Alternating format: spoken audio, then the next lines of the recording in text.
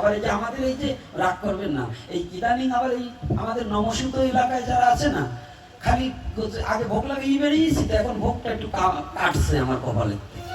আগে ভোগ ছিল বেশি, মানে পরের বাড়ি এই খিচুড়ি খাইতে যেতে যাই, মানে খেসারির ডাল বাড়ি করে দিয়ে খিচুড়ি রান্না করি, কয় কুষায় ভোগারতি কীর্তন করতে হবে, কিন্তু ভোগারতি গাবেন। আমাকে অমক অমক কুষে ভোগারতি গাইতো, তো গেছি, ভোগারতি গাবো কেমনি? তখন তার এত বুঝি নেই, ওই পরের বাড়ি 100 কেজি চাল আর 5টা টাকা আনতে হবে কি করে, তখন বুদ্ধি ছিল এইটে, যা বলস তাই গাবো।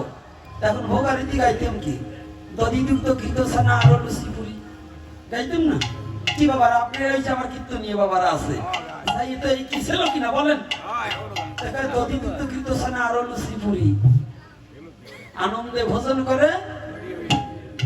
আর আমি যাইয়ে দেখি এখন বর্তমান ভোগারতি কি জানেন গাইতেছে, দধি দুগ্ধ ঘৃত ছানা আরো লুচি পুরি বলিও রে দধি দুগ্ধ ঘৃত ছানা আরো লুচি পুরি, দরজা খুলিলে দেখি পাতলা খিচুড়ি, গজ ভরত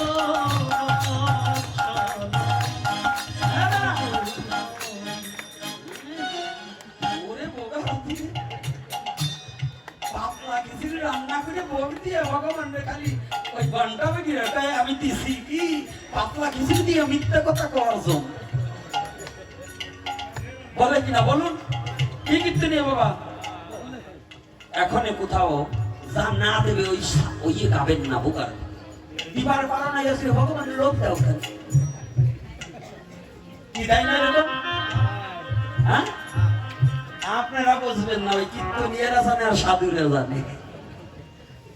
এমন এমন কর্তাকে বাড়ি গেছি, 5 পদে বাজাও দেয় না, আবার ভোগারতি গাইতে হবে। এখনই বুদ্ধি করছি, আমার নিতে হইলে আগের দিন নিবা, পিঠে পায়েস করবা, তারপরে ভোগারতি গাবো না খাবো, তাতে ভগবানের হবে আমারও হবে। হ্যাঁ কি মা, ঠিক আছে না?